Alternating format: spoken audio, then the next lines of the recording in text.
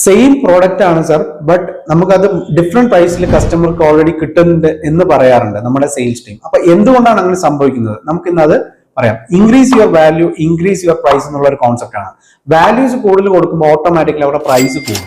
ഞാൻ ഇതിന്റെ 3 സിനാരിയോ പറയാം. ഒന്നാമത്തെ സിനാരിയോ, നമ്മൾ കസ്റ്റമർക്ക് പ്രോഡക്റ്റ് കൊടുക്കുന്നു, അവർ വാങ്ങിക്കുന്നു, അവർ തന്നെ പോയി ഇൻസ്റ്റാൾ ചെയ്യുന്നു. ഇത് ഒന്നാമത്തെ സിനാരിയോ. രണ്ടാമത്തെ സിനാരിയോ, നമ്മൾ പ്രോഡക്റ്റ് എത്തിച്ചു കൊടുക്കുന്നു, ഇൻസ്റ്റാളേഷനും കാര്യങ്ങളെല്ലാം അവര് ടേക്ക് കെയർ ചെയ്യുന്നു. ഇതിനകത്ത് രണ്ടാമത്തെ ഒരു പ്രൈസിംഗ് ആണ് വരിക. മൂന്നാമത്തെ ഒരു കാര്യമാണ് വരുന്നത്, കസ്റ്റമർക്ക് നമ്മൾ പ്രോഡക്റ്റ് എത്തിക്കുക മാത്രമല്ല, ഇൻസ്റ്റാളേഷനും കമ്മീഷനിങ്ങും ആഫ്റ്റർ സർവീസ്, ആഫ്റ്റർ സെയിൽസ് അതിന്റെ സർവീസും എല്ലാ കാര്യങ്ങളും നമ്മൾ തന്നെ ചെയ്യുന്നു. ഇതിനകത്ത് ഡിഫറെന്റ് പ്രൈസിംഗ് ആണ്. അപ്പൊ ആക്ച്വലി ഇവിടെ പ്രോഡക്റ്റ് സെയിം ആണ്, ആക്ച്വലി വാല്യൂസ് കൂടി വരുന്നുണ്ട്. മൂന്നാമത്തെ സിനാരിയോ ആണ് നമ്മൾ ചെയ്യുന്നതെങ്കിൽ തീർച്ചയായിട്ടും അവിടെ പ്രൈസ് കൂടുതലായിരിക്കും. അപ്പോൾ ആ കസ്റ്റമർക്ക് ഏത് തരം സർവീസ് ആണ് ആ വെണ്ടർ കൊടുക്കുന്നുള്ളത് നമുക്ക് അറിഞ്ഞാൽ മാത്രമേ ഇത്തരം കാര്യങ്ങൾക്ക് ഒരു കമന്റ് പറയാനായിട്ട് പറ്റുള്ളൂ. സെയിം പ്രോഡക്റ്റ് ആണ് സർ, ബട്ട് നമുക്കത് ഡിഫറെന്റ് പ്രൈസിൽ കസ്റ്റമർക്ക്